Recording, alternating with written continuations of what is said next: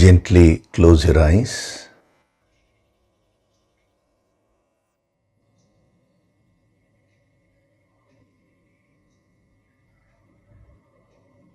Do deep breathing.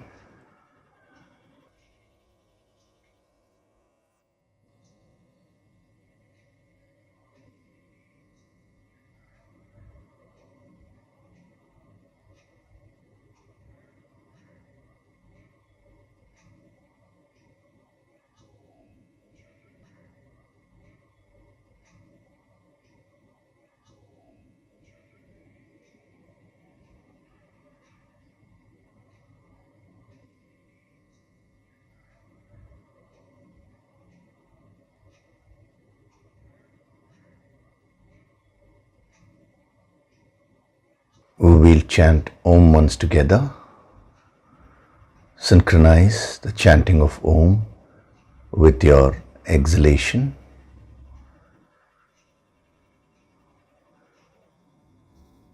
Breathe in.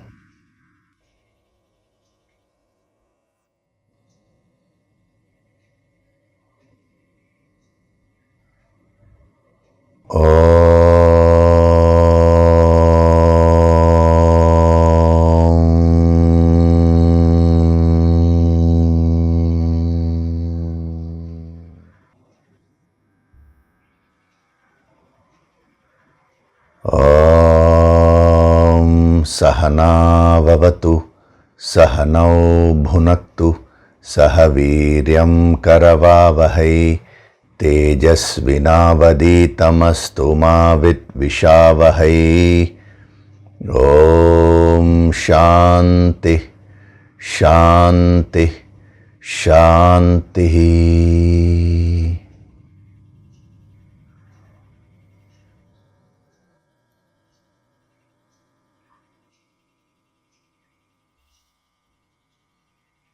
Gently open your eyes.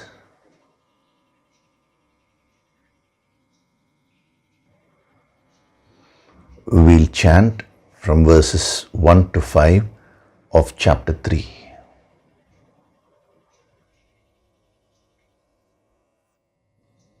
Arjuna Uvacha. Arjuna Uvacha. Jayasi chet karmanaste. Jayasi chet karmanaste. Mata buddhir janardana. Mata buddhir janardana.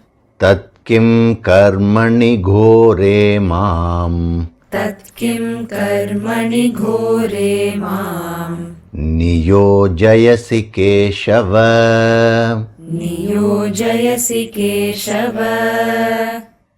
Vyamishreneva vakyena. Vyamishreneva vakyena. Buddhim mohayasiva me. Buddhim mohayasiva me. Tadekam vada nishchitya. Tadekam vada nishchitya. Yena shreyohamapnuyam. Yena shreyohamapnuyam.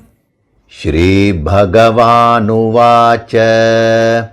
Shri Bhagavanuvacha. Lokesmin dvividha nishtha. Lokesmin dvividha nishtha. Pura prokta maya nagha. Pura prokta maya nagha. Jnana yogena sankhyanam. Jnana yogena sankhyanam. Karma yogena yoginam. Karma yogena yoginam. Na karmanam Na karmanam Naishkarmyam purushoshnute. Naishkarmyam purushoshnute. Nacha sanyasana deva. न च सन्न्यसनादेव सिद्धिं समधिगच्छति सिद्धिं समधिगच्छति न हि कश्चित् क्षणमपि न हि कश्चित् क्षणमपि जातु तिष्ठत्यकर्मकृत् जातु तिष्ठत्यकर्मकृत् कार्यते ह्यवशः कर्म कार्यते ह्यवशः कर्म सर्वः प्रकृतिजैर्गुणैः सर्वः प्रकृतिजैर्गुणैः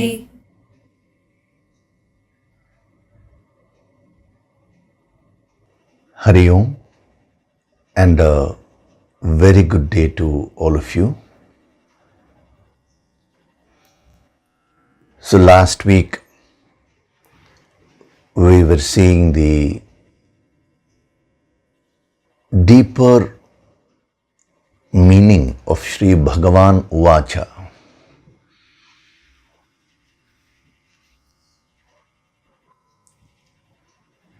Arjuna Uvacha represents the Jivatma which is seeking the infinite. Shri Bhagavan Uvacha represents the Paramatma, the infinite reciprocating.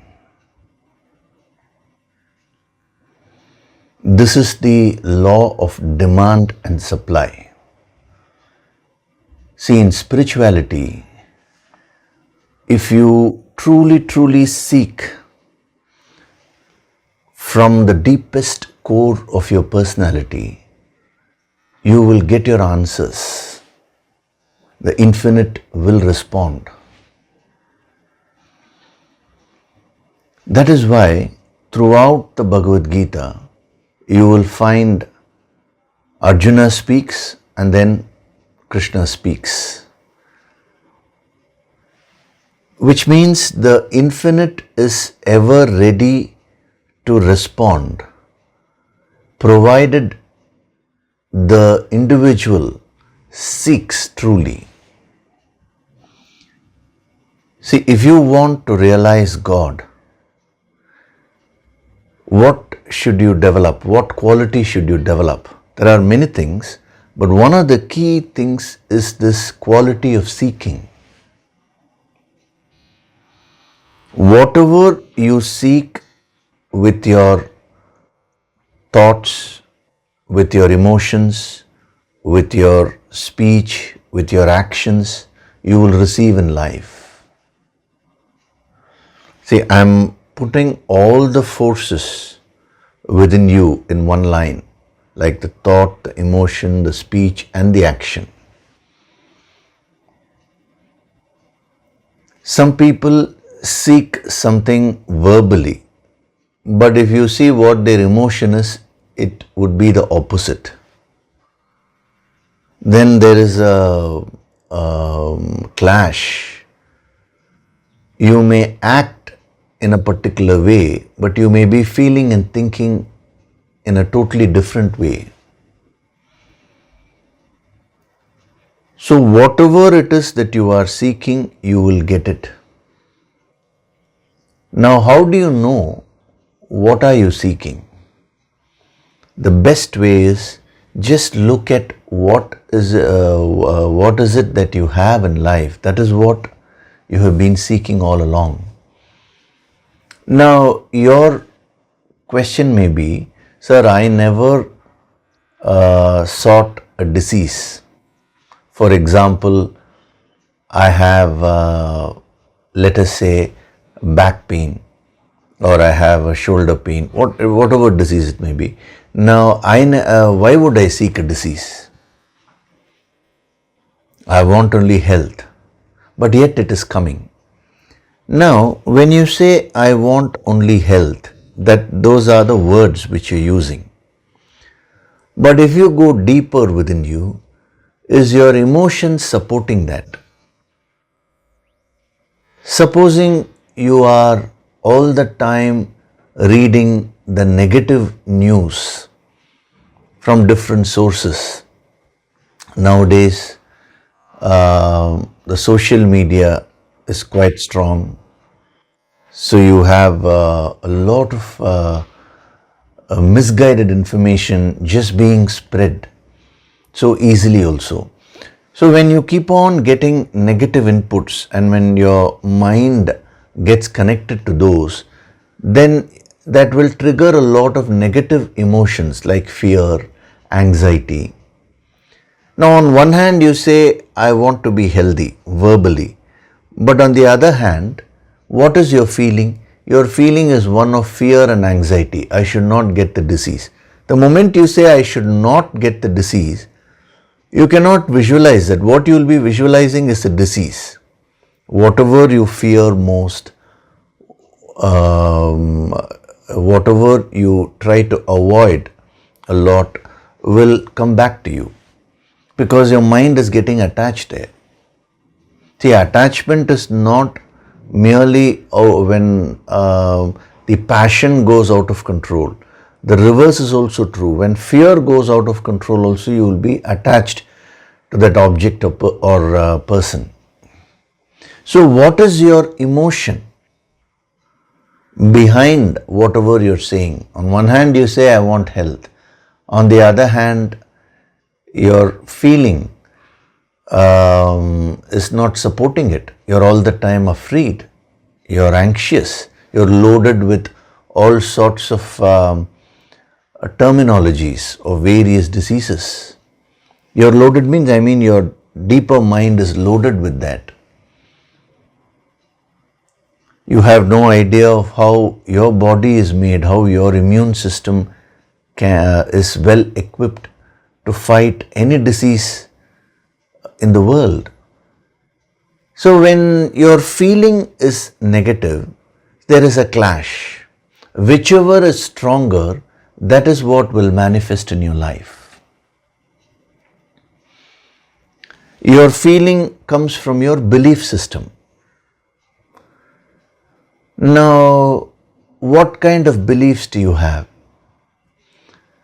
Do you believe that the virus can attack your immune system, or do you believe your immune system can attack the virus? That is the question.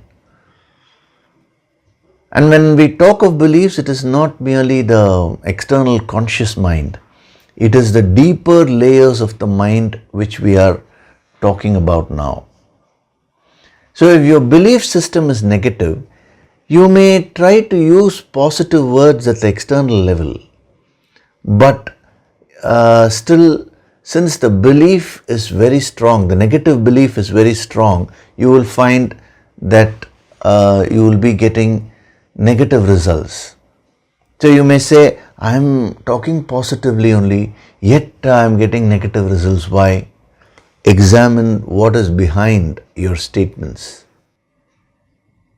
Your feeling, your belief system, and the thoughts which you are generating. So, Arjuna represents what you are as an individual, starting from the actions to the speech, to the emotions, to the beliefs, to the various thoughts, everything put together, right up to the individual soul, the Jivatma. Jivatma means the individual as a whole. So when in the first two verses we saw Arjuna speaking, Arjuna Uvacha, it means the individual who is seeking. Individual means in your context it is you. You are seeking something in life. According to what you seek, now Shri Bhagavan Uvacha will happen. The infinite will respond to you. So on one hand, you say, I want wealth. But on the other hand, deep within, if you feel being wealthy is a sin, or you are constantly criticizing people who are wealthy, you have a very negative attitude towards wealth, that feeling, So that will become a reality. Whatever you are seeking is what you're going to get in life. If you're constantly afraid of insults, you will find somebody coming and insulting you. Observe your own inner forces which are creating the circumstances in your life. As I told you, if Arjuna Vacha hadn't been there, there will be no Sri Bhagavan Vacha.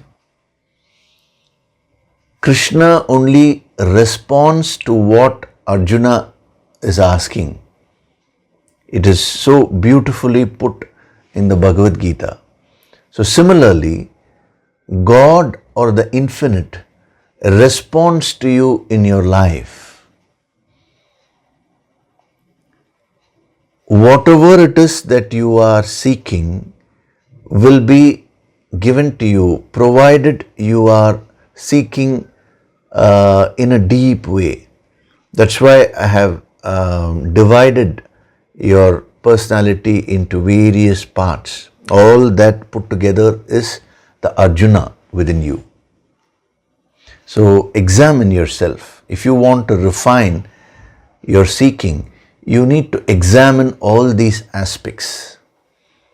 What kind of actions am I doing? If you say, I want success on one hand, on the other hand, you're all the time lazy, your actions are not at all dynamic, then that is creating one kind of energy, that is the laziness, and you're saying, I want success. Now, how will these two go together? So there is a conflict. So you will have only mixed results.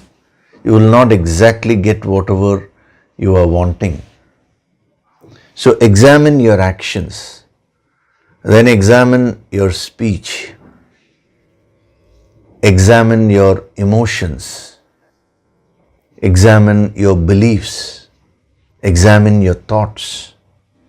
And align all these forces towards your chosen goal.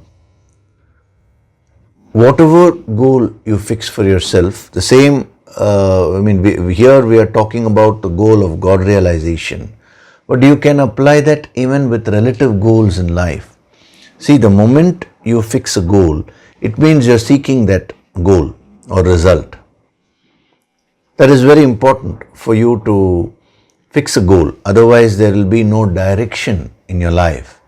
But once you fix your goal, the next thing is alignment of all your forces, starting from your actions to right up to your thoughts. Everything should be aligned towards your goal. Then only you are truly seeking. It is very interesting if you observe people who are successful, who are achievers. If you carefully go and see how they function in that particular field where they have achieved, you will find that they will be following this principle unconsciously. Whatever they say, they do, their emotions, their thoughts, everything will be aligned towards their chosen goal. It could be, the goal may be external wealth, the goal may be mastering a particular skill, let it be anything. But unless and until that alignment is there, they wouldn't have been able to achieve that. So whenever Arjuna Uvacha is there, the psychological implication, the psychological message which we get as sadhaks by applying the yogic approaches, how the individual is trying to align all his forces and he is seeking something. See, right from beginning, Arjuna keeps asking, but as the Bhagavad Gita progresses, you will find that Arjuna becomes more and more aligned. He becomes very clear about what he wants. And he starts aligning all his forces towards his goal. So it is not that Arjuna seeks once and then Krishna gives. It's not like that. Unless and until the seeking is refined and it becomes very, very powerful, now he will not be able to receive Krishna's message. See, even right now, the message given by these great masters is plain and simple. It doesn't take many sessions to give that message. The highest message can be given within 10-15 minutes. But you will not be able to grasp that fully. You will not be able to absorb that fully and live it, because your seeking is not aligned towards that message. You are seeking so many things. That is why what these masters did was that they helped the students by giving sadhana. Sadhana means a spiritual practice. So that by doing sadhana, a person will learn will learn and master the skill of aligning himself or herself.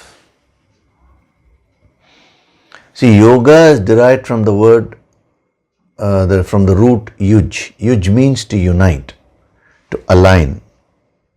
There are different dimensions to yoga. As and when the context comes, I give that particular dimension. So the yogic approach means the approach where we learn to align ourselves completely. So it is said in the scriptures, if you seek God, you will get God. The Upanishads, it is said, verily one who seeks the infinite shall get the infinite. Now, many people have questioned that. What do you mean seeking the infinite? I'm also saying now, I want the infinite. Now, why am I not experiencing it? It is not so simple like that. See, the Upanishads are very terse mantras. They are called mantras because it's like simple, compact formulae, In mathematics, you have various formulae. But if you want to derive even one formula, a lot of steps will be there. You need so many aspects of understanding, different understanding of different aspects, different concepts, in order to arrive at that formula. So the formula may look very simple, but in order to apply that, you need to work a lot.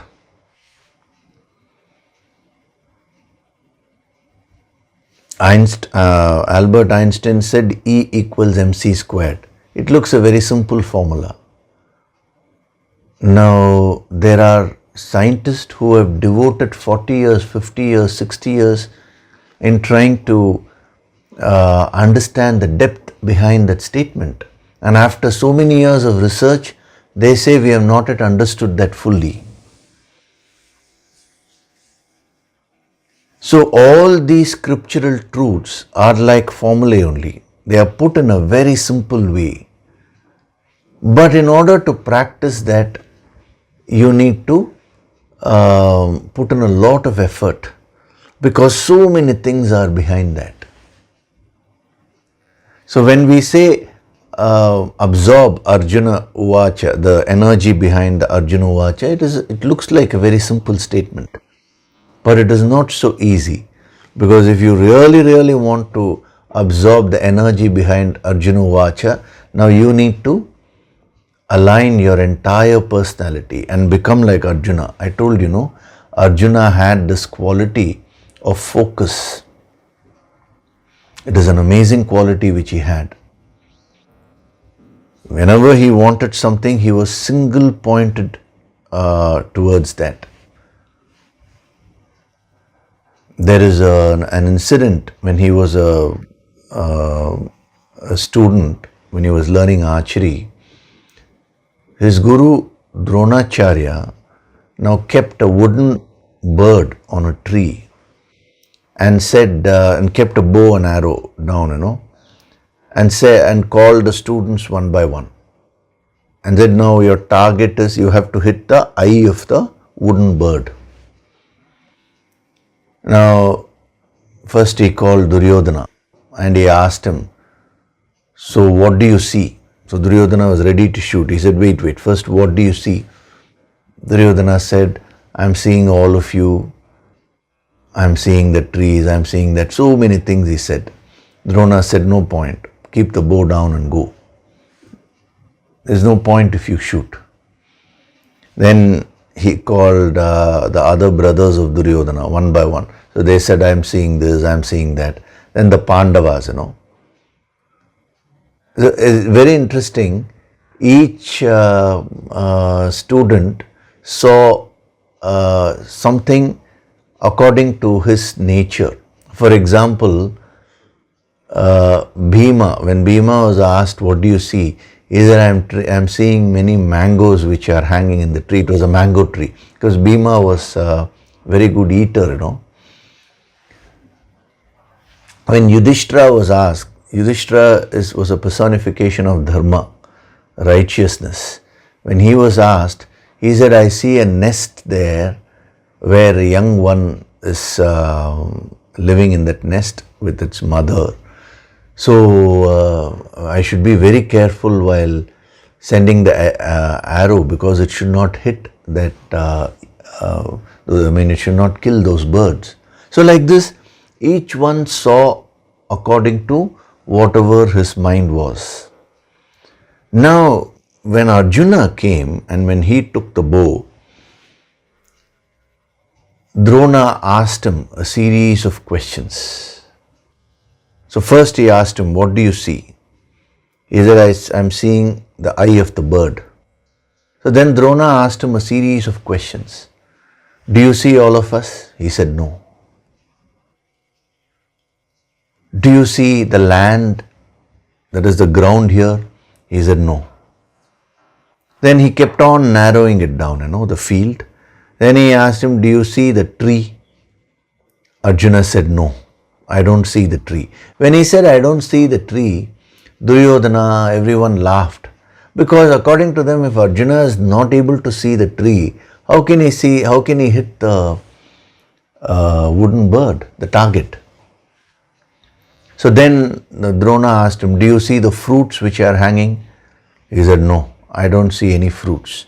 Do you see the leaves of which are there in the branch? Do you see the branches? He said, no. Do you see the leaves? No, I'm not seeing any leaf. And then he asked him, do you see the wooden bird? And Arjuna said, no, I don't see the wooden bird. Again everybody laughed. Duryodhana laughed. If we can't even see the wooden bird, how is he going to? Then what is it that you see? I am only seeing the eye of the bird, nothing. Drona said, shoot. And Arjuna shot the arrow and it hit the eye of the wooden bird, bullseye, That was Arjuna's level of focus. I told you, he was not an ordinary person. He was sage Nara in his previous birth. A tremendous tapasvi. He had acquired this focus. That is why he was chosen as a worthy recipient of this great wisdom. Because this question comes in many people's mind. Why did Krishna choose Arjuna and not Yudhishthira? Yudhishthira is a personification of dharma. And there were so many great personalities. Of all of them, why did he choose Arjuna? It was because he had this focus. So whenever Arjuna fixed a target, he sought that 100%. That is why he was a great achiever. He was called Dhananjaya, the winner of wealth. Great achiever. So in life, you should also become like Arjuna. Arjuna Uvacha means become very, very aligned in your life. Once you fix your goal, you should not get distracted by any other factor. You should hit the bullseye. The power of a yogi is in his capacity to focus. So every time we will be coming across the phrase Arjuna Uvacha, we are going to remind ourselves of all this, all these principles. We are going to get more aligned. You can practice that in all aspects of your life. See, first of all, people don't have any goals at all. They just lead their lives mechanically. So as sadhaks, first you should come out of that tamas. You should fix proper goals in life. And then you should align your personality and function in life. When you are working in your office, work fully. Your action, emotion, thought, everything should be aligned there. When you're eating food, be fully aligned there. When you're listening to this discourse now, be fully aligned here. No distractions. When I say no distractions, you may say, sir, I don't want to get distracted, but look, this person is coming and distracting me. No. Again, your mind will put the blame on someone else, A person who is aligned will not get distracted by anything in life, any factor in life. He or she will make a beeline towards his goal. That's why I'm asking you to see, people who have achieved something in their life. You will find that they would have faced a lot of issues. Any achiever would have struggled. There would have been a lot of people who may have discouraged them, trying circumstances, a lot of issues. In spite of all that, they would have kept their goal very clear and they would have been aligned towards that particular goal. That is how you can achieve something. If everything is very conducive externally, now there is nothing for you to do. What is your greatness in achieving your goal? When things are not conducive, that is the real test. So don't say, I am very focused, I want to achieve all these things, but people are coming and pulling me away, but circumstances are like this is there, that is there. Like one person some time back, he was telling me, sir, I want to do Yoga Sankirtan Sadhana every day, but my family situation is not conducive. I said, what is not conducive? See, nobody is getting up early in the morning in my family. So it is not at all conducive. Everybody is sleeping. Now I asked him, listen, when everyone is sleeping, that is most conducive, no? You get up and you do your sadhana. No one will disturb you. See, the mind keeps playing tricks. Your inability to focus is something which your ego does not want to accept. So instead of looking at your inability to focus, now you project it as a weakness. You project that weakness around you and you start blaming others. You start blaming circumstances. So as far as the higher principle is concerned, it is very, very simple. Whatever you seek, you will get. Let there be any challenge. See, the same situation when the pandemic was there, COVID, there are people who have become more rich. I'm talking now in terms of wealth. Some of them were even interviewed, and they said, see, our goal was very clear. We want to make more profit. So if a challenge comes, we see how to wade through the challenge so that we can achieve that goal. That is how it is. So if you want to complain, you can go on complaining. But if you want to be an achiever, Now stop your complaints and start getting aligned. Fix a goal and start getting aligned towards that goal. It is only when you get aligned that Sri Bhagavan Uvacha will happen. Actually, the infinite is always responding to you. According to your seeking, you will be getting things in life. So if you want something, then align and qualify yourself. It is said, you get what you deserve. What is that deserving? It is getting qualified by becoming a yogi.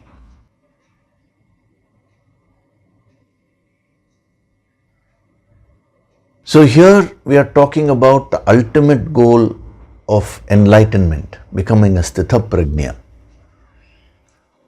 Now if you want to become a sthita prajna, you need to align all your forces towards that ultimate goal. Whatever it is that you want, whatever it is that you do in life, you should do it for the sake of the highest goal. Later on, Krishna will be covering that in many verses. How to get attuned to the infinite. Very, very powerful principles will be given. So, as you seek, so shall you get. Arjuna Uvacha, Sri Bhagavan Uvacha. The infinite is constantly responding to you. It is like,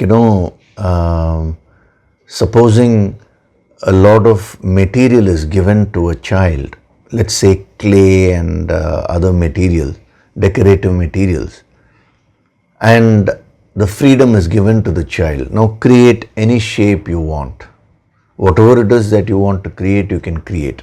The raw material has been given to you. Now one child may make a beautiful statue out of that clay and decorate it so beautifully.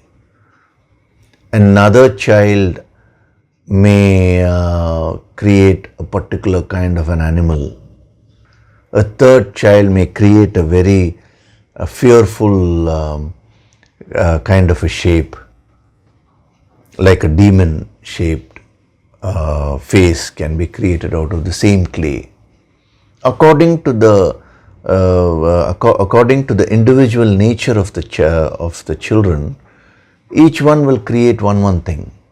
A fourth child may not create anything. May just take the clay and put it in water and waste the whole opportunity.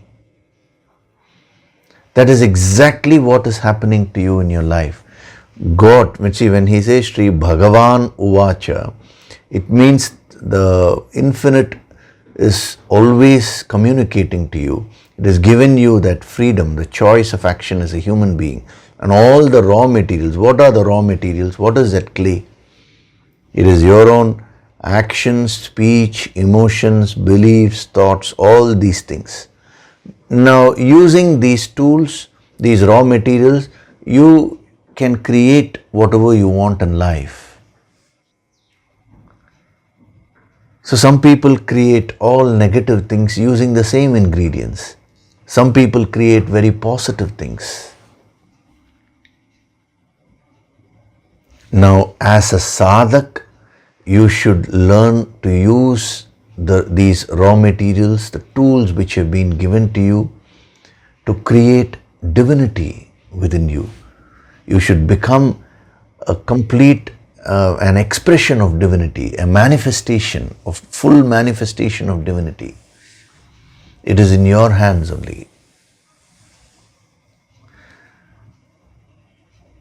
So absorbing Sri Bhagavan Uvacha into your life depends upon how much you are seeking. It is a gradual process. It doesn't happen on one day. Every day we keep on learning and we become better and better. A yogi is one who has perfected this art of seeking. So with your full personality, when you say, I want the infinite, I want God, as in the Upanishads it is said, he who seeks shall get it, you will get it.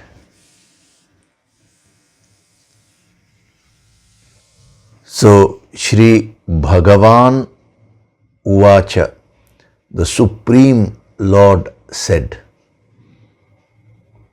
always happening. The infinite is an ever-present reality. Now, you have to see how you are using your ingredients which have been given to you. That is another hidden message in these verses. You can make a note of that. The sadhana message,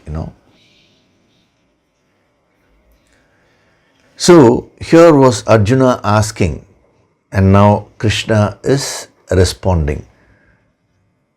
A master is ever willing to help the student. A master is one who has unconditional love. His only focus is somehow or other the student should benefit and go to the next level. If he is a true master.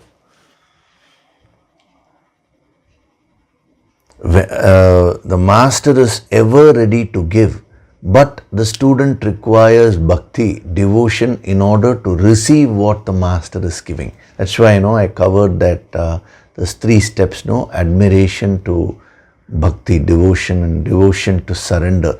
That is required in order to receive the higher energy which the master gives. The true master is one who is always attuned with the infinite, and he keeps radiating the infinite energy. He never gets involved in these petty politics and all that. See, he is not in that game at all. See, Krishna is like the sun. Now, nobody can touch the sun. So he is not going to come down to this level and try to, give explanations and all that. That's all a waste of time. He is very, very focused. See, Krishna's mission, his birth, the avatar he had incarnated to resurrect righteousness. And Arjuna was a key person in fulfilling that mission. So he was very clear about what he had to do. So he is not going to get distracted by Arjuna's comments and all that.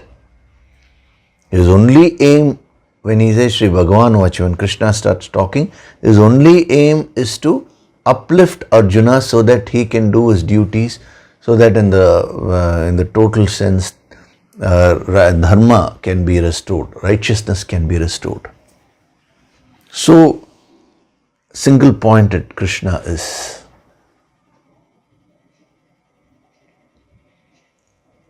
So that is why you find, in spite of Arjuna going roundabout and passing various comments about Krishna, and then he asks the question, Krishna just completely disregards all that and gets on with the main message. Because Arjuna's basic devotion was very good. These are all just slips of the mind. See, a person may basically be good, but sometimes the mind can take over and he may do something wrong. Actually, the Pandavas were like that.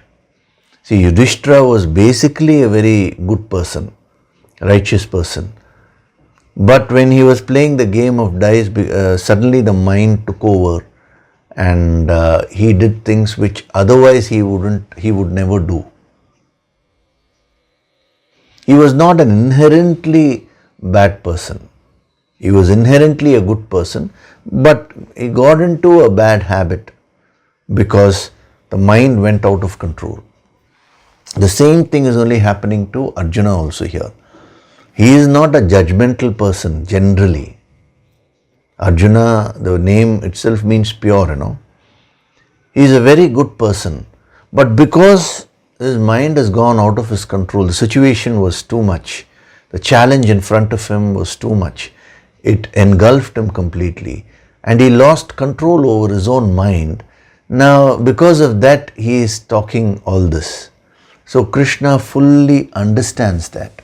He sees the inherent potential in Arjuna and therefore he is not wasting even 1 minute in trying to give explanations. Instead, he is straightaway going to the message which will bring out that inherent potential from Arjuna. This is what we call as a productive action. He is very clear about the goal and he is not allowing any force to distract him. See the way Krishna is functioning. If you read the Mahabharata, if you read the story of Krishna, the entire life of Krishna, you will find that he will be involved in so many activities at different points of time.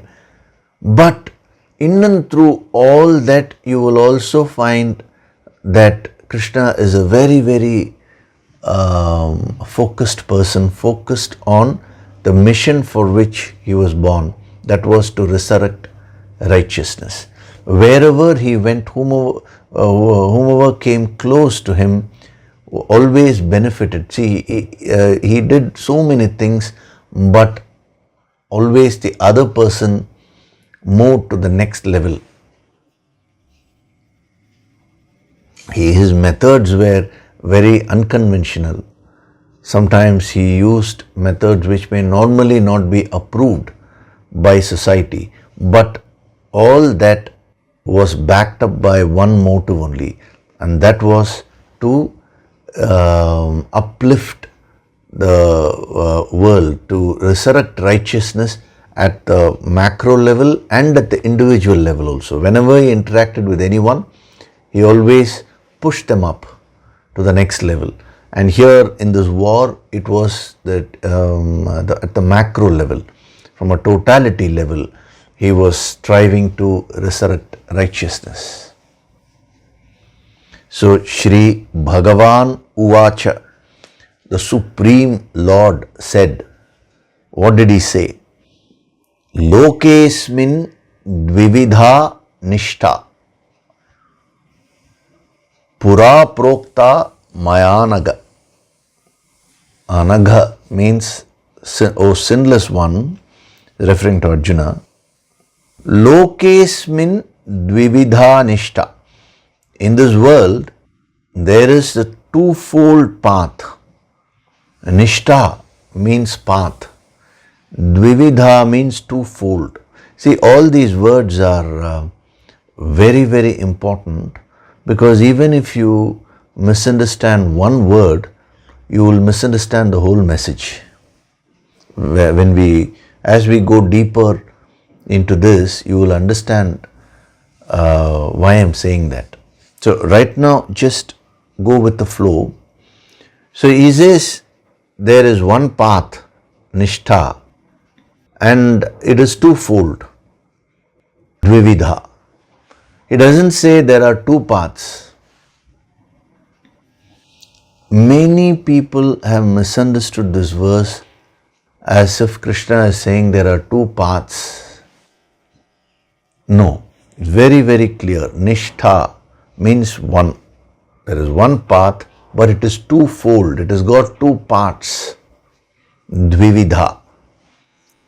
First, just get a general gist and then we will go into the depth.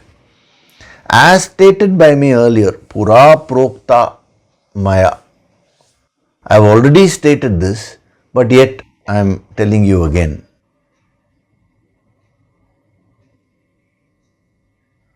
So before we go into this message, first of all, very interesting psychology Krishna applies. See, he starts off by saying Lokesmin. Lokesmin means Loke Asmin. That is, if you want to put it in a prose form, it will be Asmin Loke.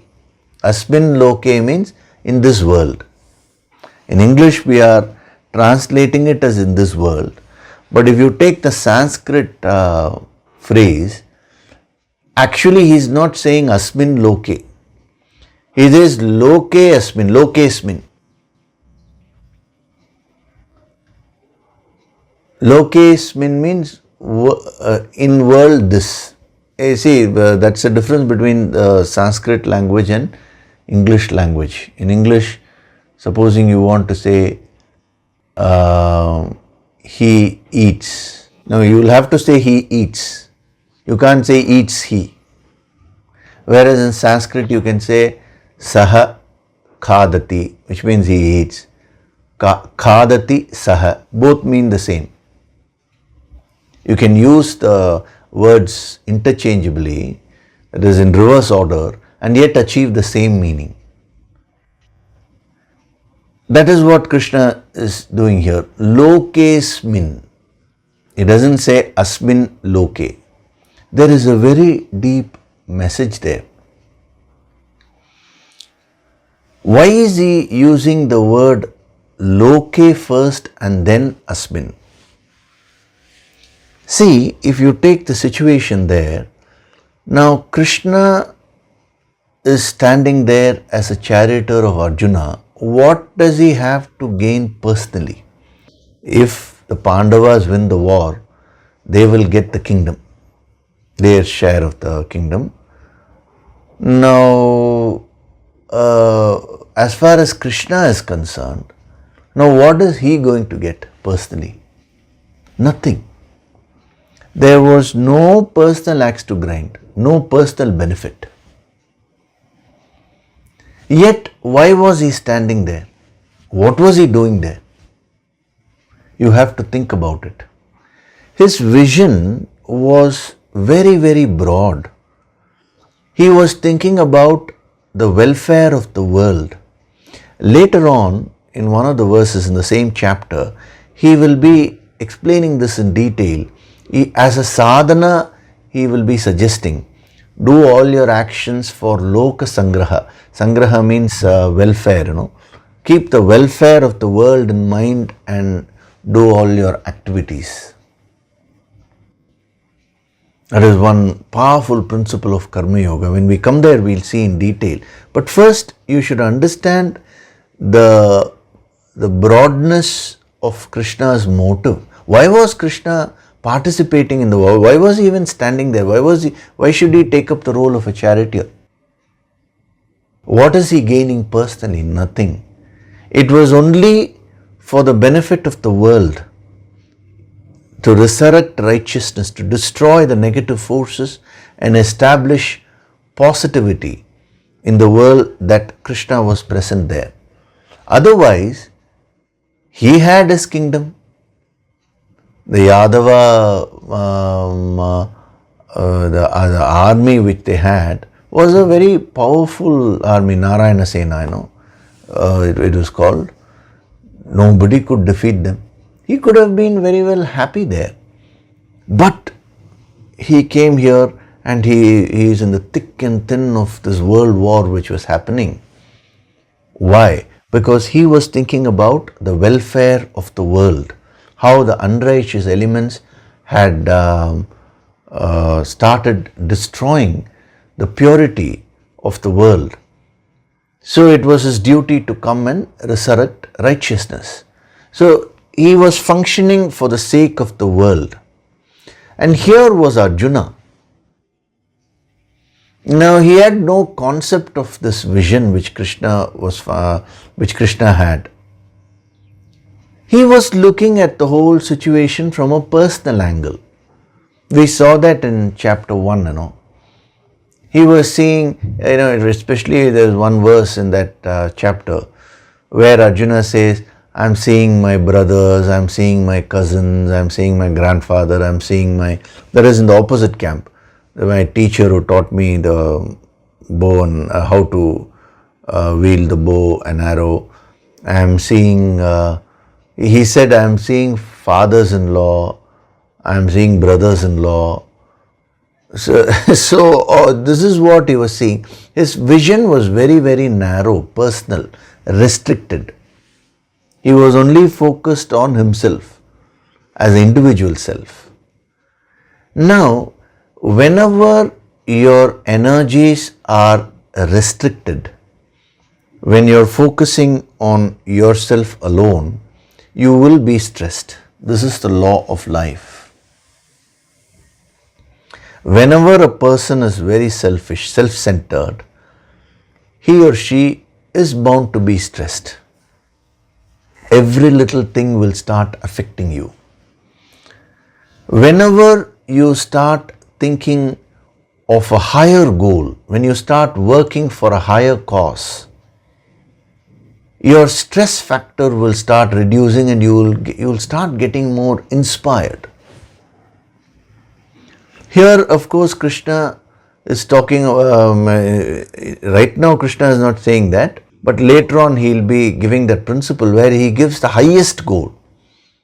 But anything beyond your selfish and self-centered interests, when you start thinking on those lines, immediately your stress factor will reduce because your mind will start expanding. When you're so focused on yourself, your problem will look so big. They say, no, don't make a mountain of a molehill. Why is it that a small problem looks so big, a small challenge looks so huge to your mind? Because of this self-centeredness. So Arjuna was caught up in this self-centeredness. Now, what is the solution to this? This is the highest principle of stress mastery which he is giving. How to come out of that stress? You have to come out of that self-centered view, self-centered perception. The world is not only about you.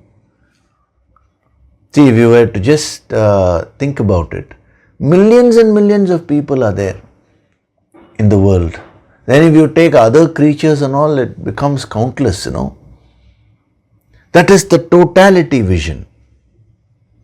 So when you develop the totality vision, your self-centeredness will come down and your mind will start getting inspired. What is such a big problem to you today will become a very small issue. You will get the necessary inner strength to fight it. So by using the word loke, in the world, we'll come to Asmin later, but first, loke, in the world. Krishna is straightaway expanding Arjuna's viewpoint. Arjuna's center is very narrow. He is focusing on himself. I'm fighting against my family members. This is what he's seeing.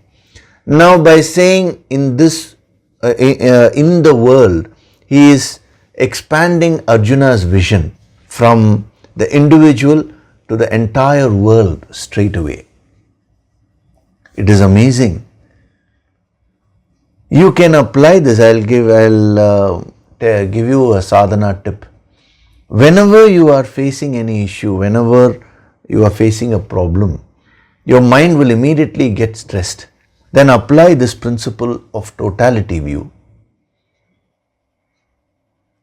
Just think of the whole world, millions of people around you facing so many issues. Many people may be facing the same issue also which you are facing, and yet the world is going on.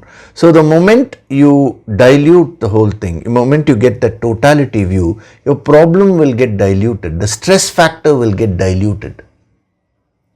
And your mind will calm down. With that calm mind, your clarity also will improve. So with that clarity, when you function, chances of you successfully handling the problem becomes higher.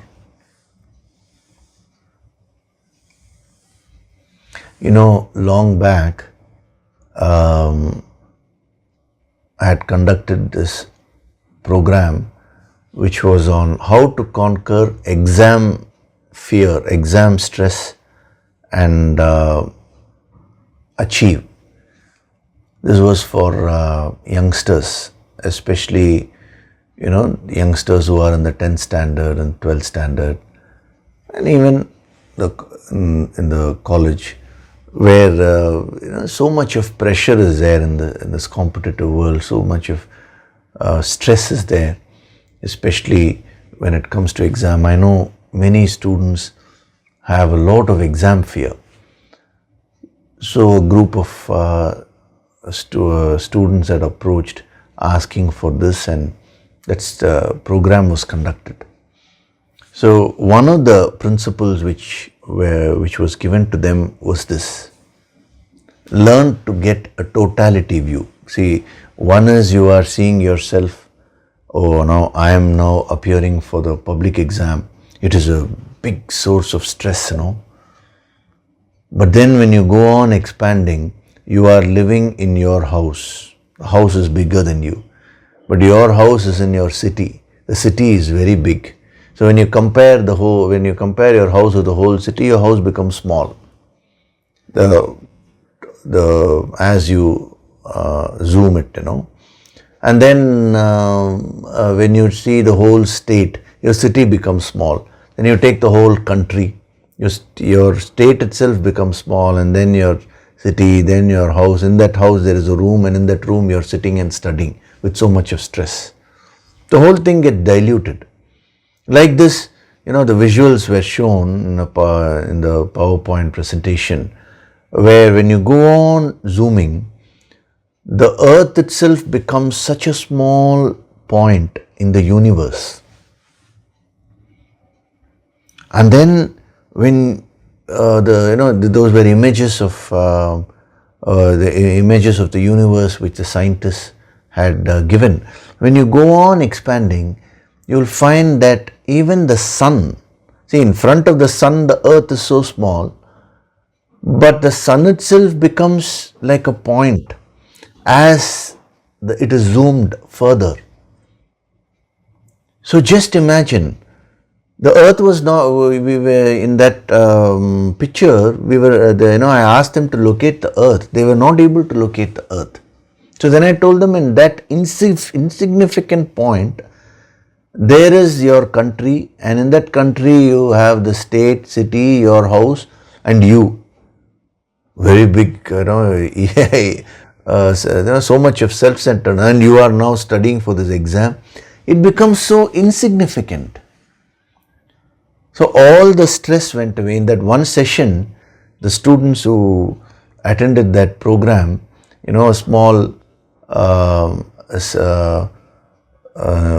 meditation technique was given to them to visualize this, and when they got initiated into that, all their stress just went away, vanished, And many of them said, one girl even sent a mail to me later on.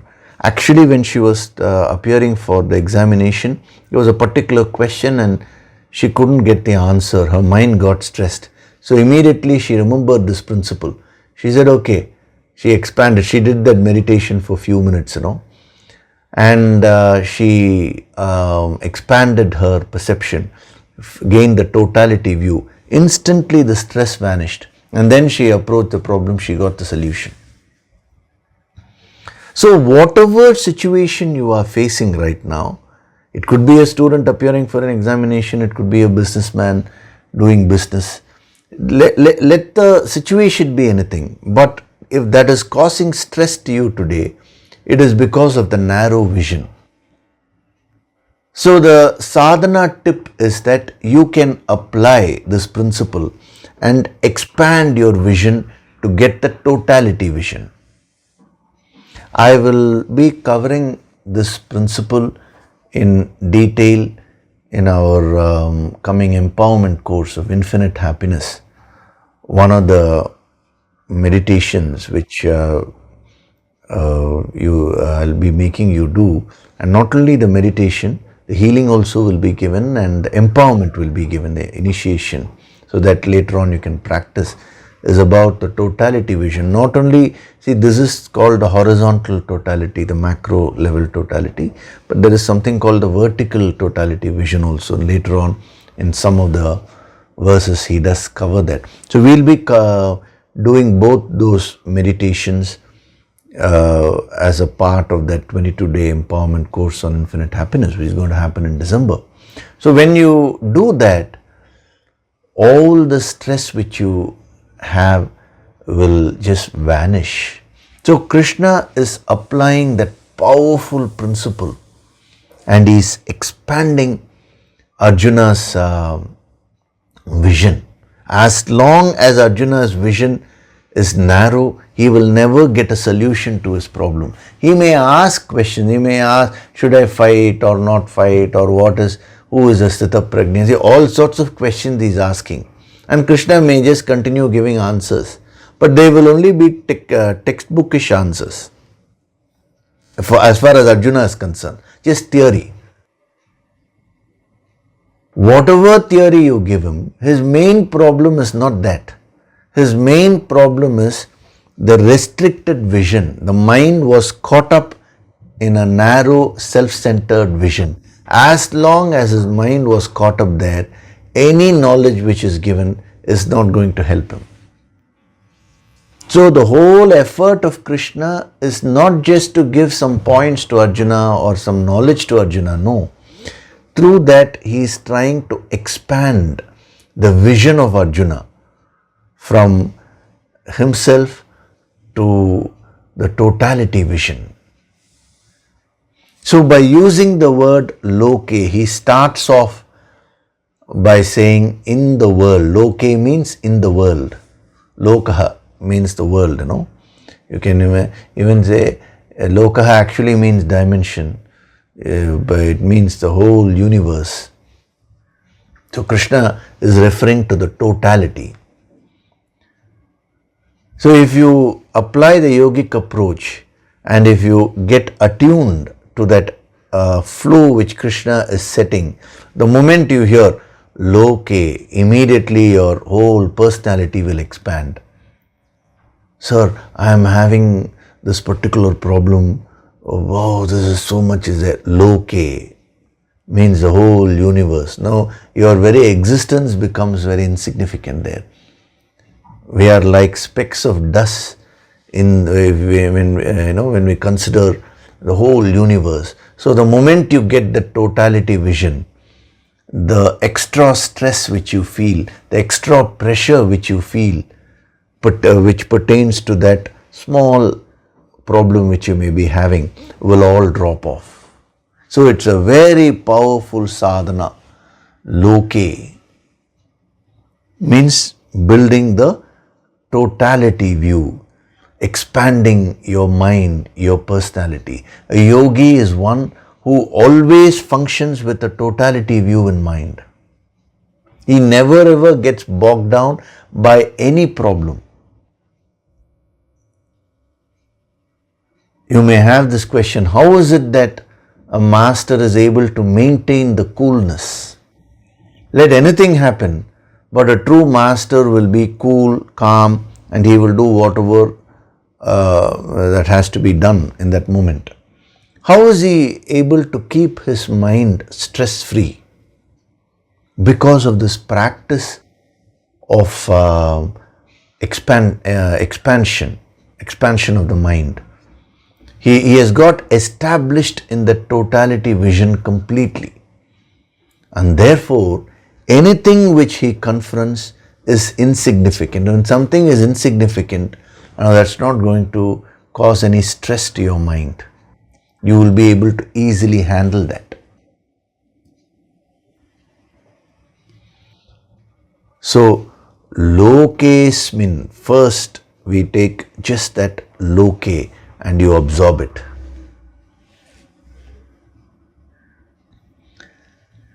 Now, after he says loke, then he puts the word asmin, lokesmin, in the world. Which world? This world. Again, he brings back Arjuna's attention to the present. See, if you just keep thinking about the world and you become highly impractical, you lose your focus, which should be in the present moment, then that is also no use. You will become highly imbalanced. No. He says, use the totality vision to remove all your stress, but now come back to your present issue in this world. Means whatever situation, asmin means this, the particular situation which you are right now facing. That brings the balance. If we had put it as asmin loke, then this punch is not there. The message does not go across, So beautifully, loke asmin. In prose form, we can read it as asmin loke to understand it. But if you without converting it into the prose order, if you just read it as loke asmin, then that becomes a very powerful sadhana. So this week you do this homework, loke, the sadhana of the totality vision. You will be having some issue which is bothering you today. It may be regarding your health, it may be regarding your children or spouse or something, work. Now apply this principle of totality vision. Just close your eyes and for a second visualize the whole universe in which you're so insignificant, not even a point. So in that, the moment you start visualizing that, your problem also becomes very, very insignificant. You will literally start laughing. You will start laughing at your own stress. And the moment you get into that mood, now you will be able to easily handle the challenge which is in front of you. So apply this at least in one area of your life. First, locate that area. It is not going to be so difficult. And then just expand your mind and get the totality vision. The actual full meditation of this, we will anyway be doing during the empowerment program. Today, a small triggering factor will be given to you during the Nididhyasana meditation. That is more than enough for you to do a basic practice of this. So just experiment with this, try it out and see. Doesn't matter what the nature of the problem is. The idea behind doing this is to remove that extra pressure or stress which you are feeling. So next week I will cover this asmin also along with loke in a little more detail. How after gaining the totality vision he comes back to the present. That part we will see in a little more depth, and then we will go to the into this verse further. Okay. So now before the meditation, I will take up one question. This question has been asked by Tayar Raviji from New York. He has put this in the YouTube comment section. Now it's a long message where he has written all the points which were covered during the session. So nicely he has covered that. Even others who are putting down the various points, some people cover all the points. Each one has his or her own style. That's what I've noticed, Some people cover the points in a particular order. Some people write one or two points which inspired them. Fine, something you are expressing.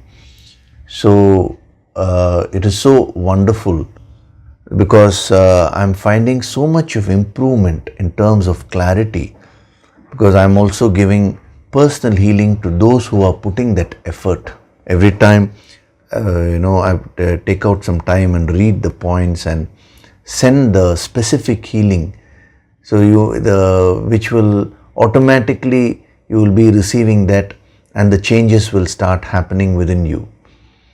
So we can literally see the difference in the way people have progressed in terms of expressing. It's not about expressing there alone. That energy which you're receiving, that special healing which you're receiving, will help in the enhancement of your personality overall in life. Of course, if you're not putting that effort, if you're not going to do that sadhana, there is no point in asking for specific healing and all that. That is not applicable to you. But when you are so interested in doing that, it becomes my duty to reciprocate. So he has written all the points, and then finally he has written the question. One request to him and all the other sadhaks is that whenever you're putting a question, you put it as a separate point, as a separate message. Don't club it with all these points, because when so much is there, and finally just in one line when you're asking the question, it becomes more difficult to locate it and keep track of it. So the question is, my question pertains to paying close attention to one's gross and subtle expressions. If one pays close attention to one's expression, doesn't it lead to self-consciousness, which may result in one to lose confidence in oneself with discouraging results? Beautiful question is asked. As I think I mentioned this point when I was explaining Arjuna Vacha in one of the sessions, that you should pay close attention to your expressions, the words which you're using, your actions, and then the expressions become more subtle, like your emotions, thoughts.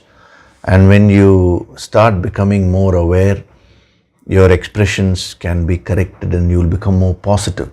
Now his question is, when we start paying close attention to our expressions, won't we become more self-conscious?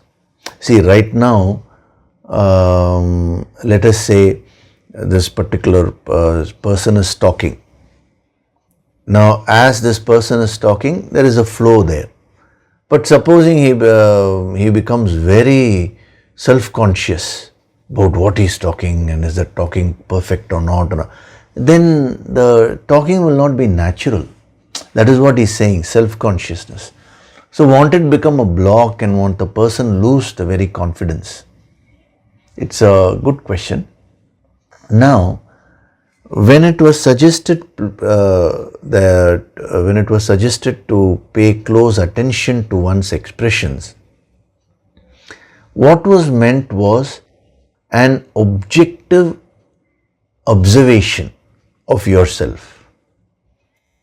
Now, when is it that you will become self-conscious? When the ego takes over and you personalize it, that is when you will become self-conscious. I'll explain the difference between these two. It's a very, very important question which Raviji has asked, which will be useful to all the sadhaks. There is a big difference between being self-conscious and being self-aware. When we suggest awareness as a sadhana, it means objective awareness, as if you are observing a third person. See, supposing somebody else is talking. If you just observe that person, what is your attitude? That person is different from you and you are observing. So you have created a space, a distance between you, the observer, and the person who is being observed.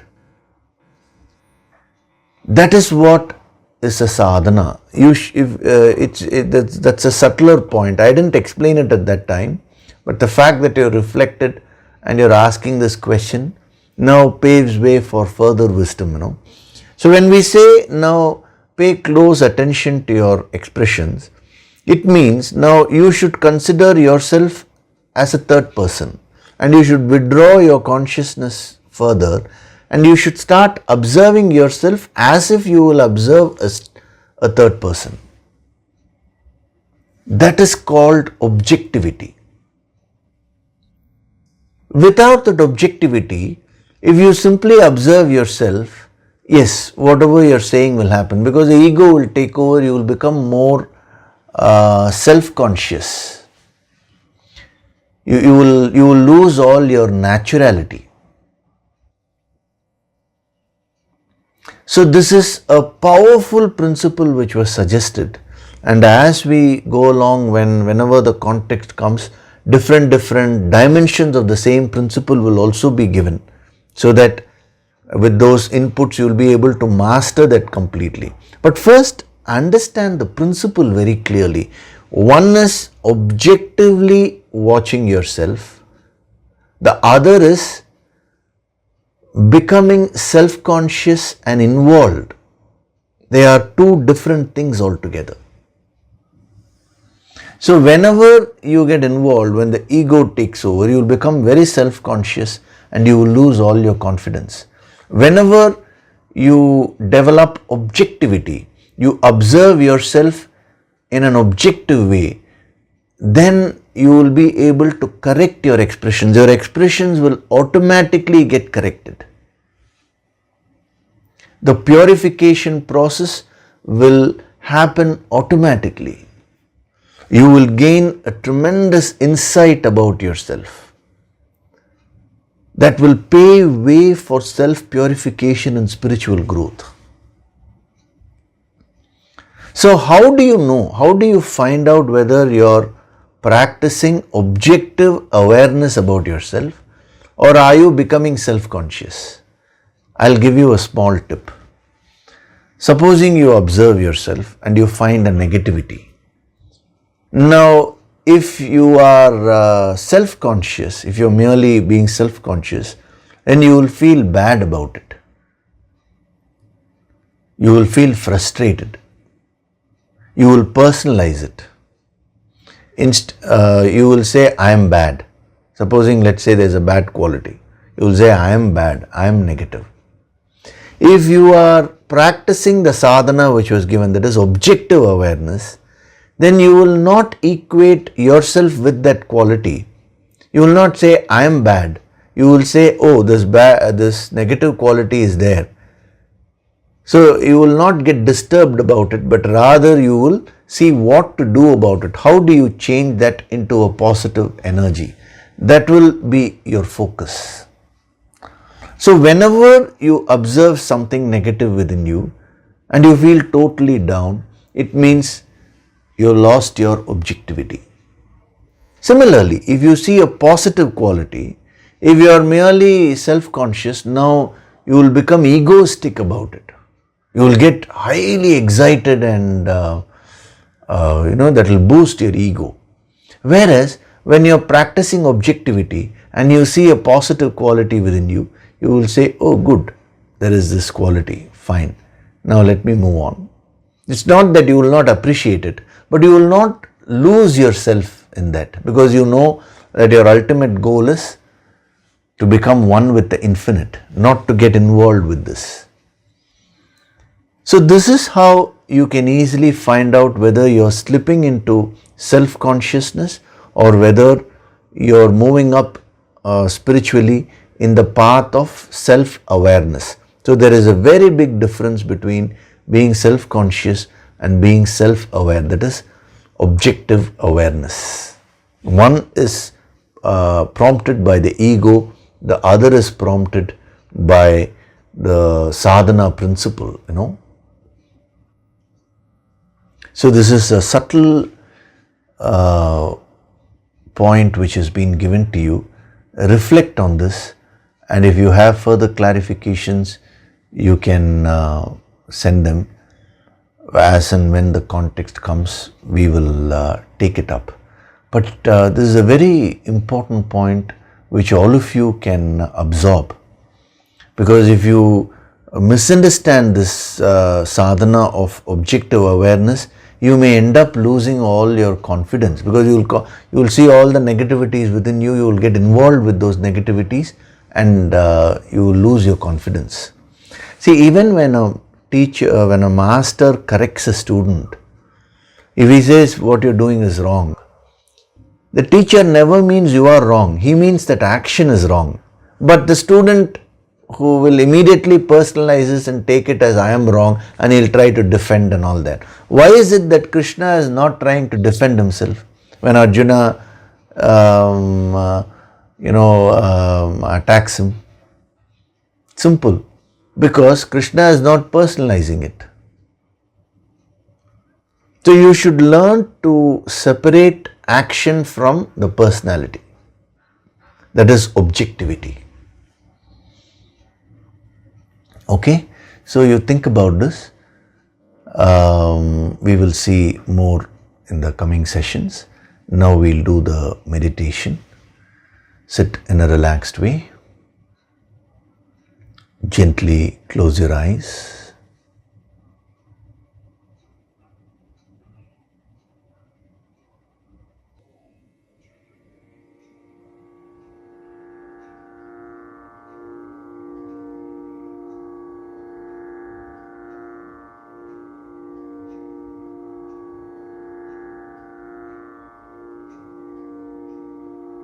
Do deep breathing.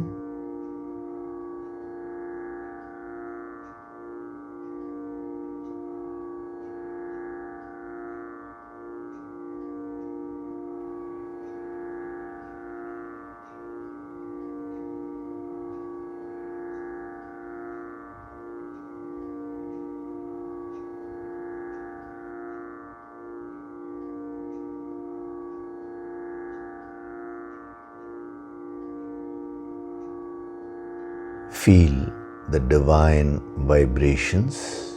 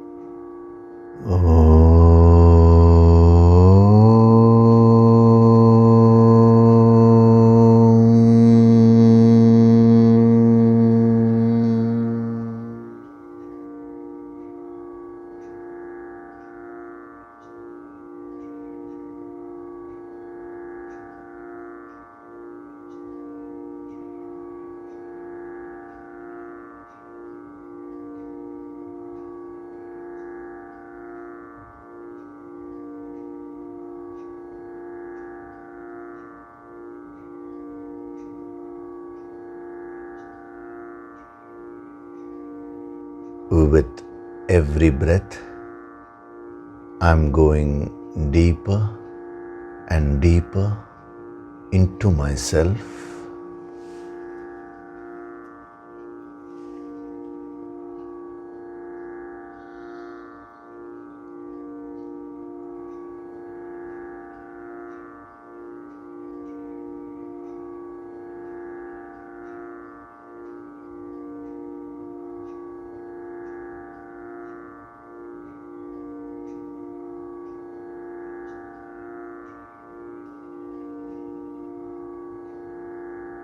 Beyond this physical body, beyond these various emotions and thoughts,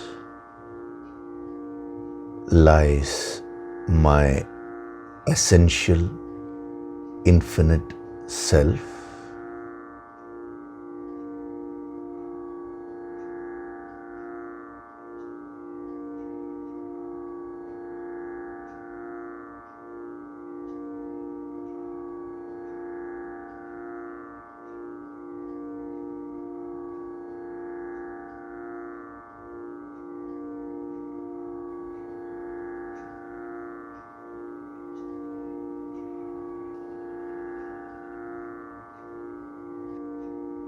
From this moment onwards, I choose to align every aspect of my personality towards my chosen goal.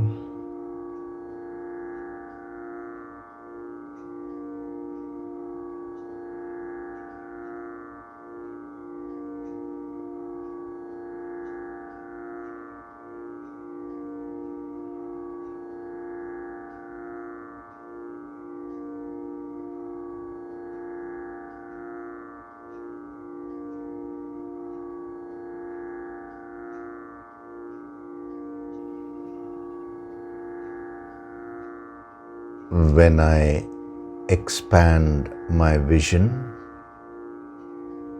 and consider this entire universe, all my problems become so insignificant.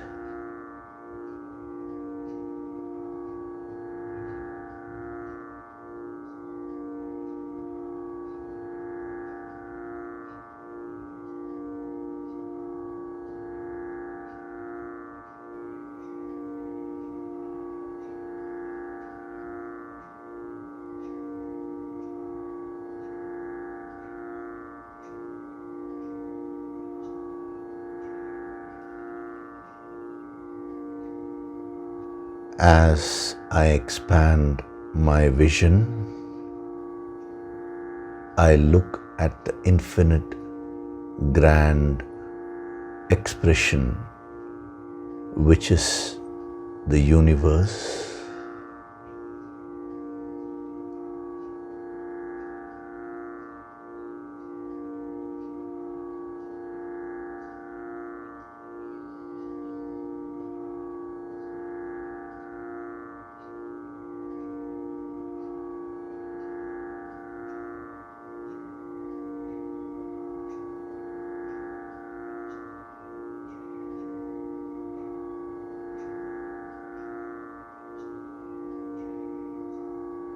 My present problem, which is causing a lot of stress,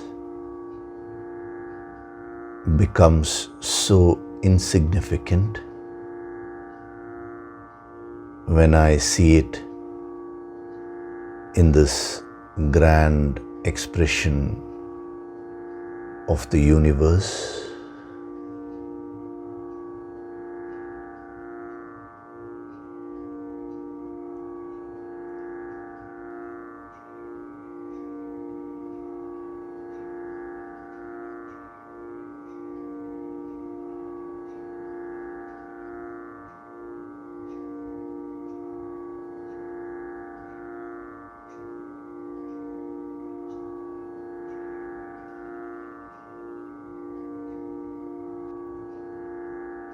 I am Swayam Prakashit, self-illuminating.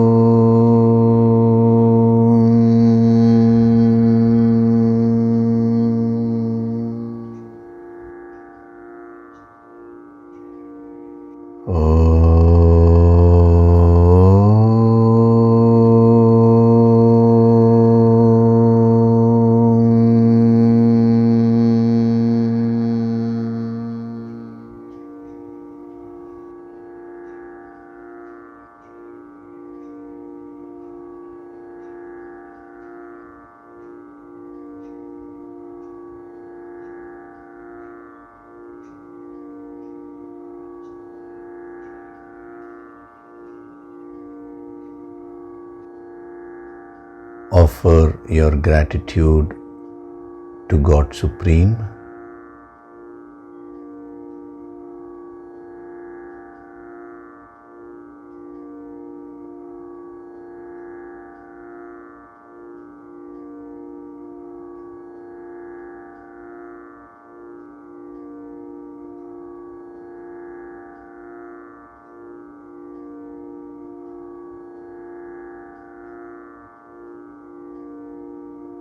Offer your gratitude to your Guru and all the holy masters.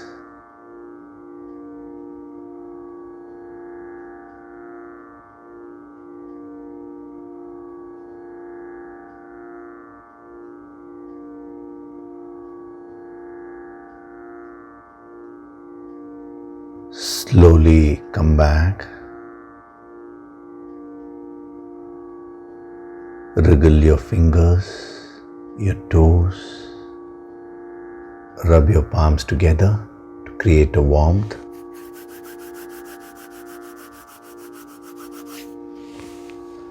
Cup your eyes with your palms.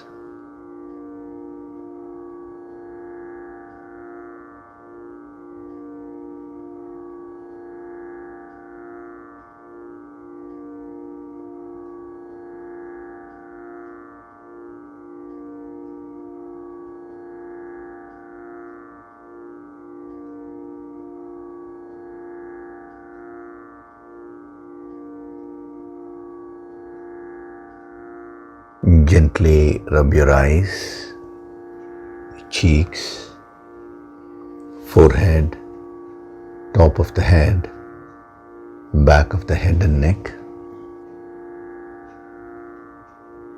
Slowly open your eyes.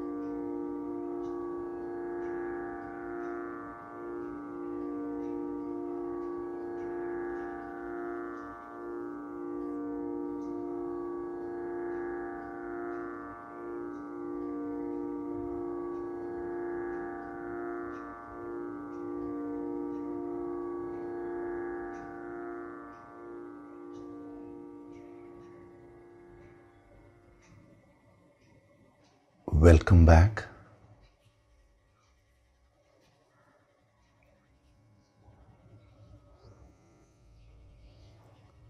So it was a very powerful session which we had. These higher principles which are being given to you